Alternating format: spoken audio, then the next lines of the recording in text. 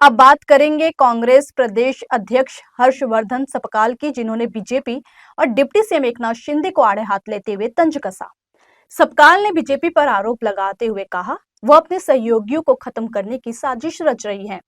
वहीं एकनाथ शिंदे के दिल्ली दौरे को लेकर भी तंज कसा। दरअसल महाराष्ट्र के डिप्टी सीएम एकनाथ शिंदे शनिवार को दिल्ली पहुंचे, जहां उन्होंने पीएम नरेंद्र मोदी और केंद्रीय गृह मंत्री अमित शाह से मुलाकात की।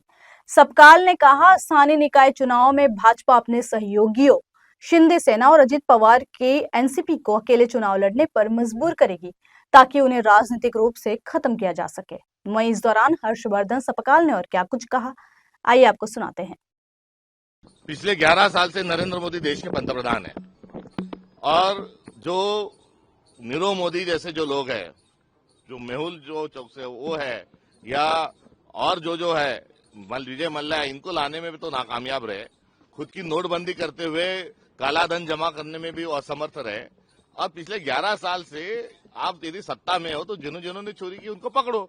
आपने जिनको चोर कहा था उनके साथ आप सत्ता में बैठे हुए हो और अभी आप चोरी से मुख्यमंत्री हुए हो और आपकी चोरी उजागर हो रही है, इसलिए बौखलाहट में अभी वो इस प्रकार से बयान कर रहे हैं। राहुल गांधी के ट्वीट पर मूलतः एसआरआई को लेकर भी बहुत सारी आशंकाएं हैं।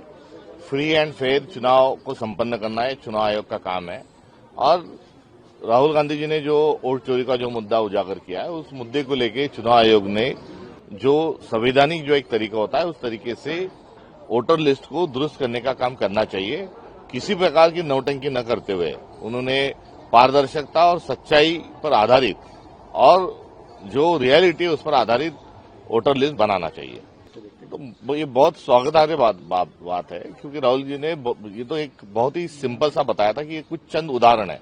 इस प्रकार से लाखों घटनाएं महाराष्ट्र में और भारत में घटी है, तो उसको लेकर यदि कोई अन्य भी लोग इसमें लाते हैं तो बहुत अच्छी बात है। मेरी मीडियाकर्मी साथियों से भी अनुरोध है कि एक एक बिल्डिंग में 1000-1000, 2-2 700 वोटर है, उस तरफ भी हम सबका ध्यान जाना चाहिए। और केवल विपक्ष या राजनीतिक दल ही नहीं, तो हर नागरिक ने इस चुनौती को समझते हुए अपना प्रोटेस्ट दर्ज करना चाहिए।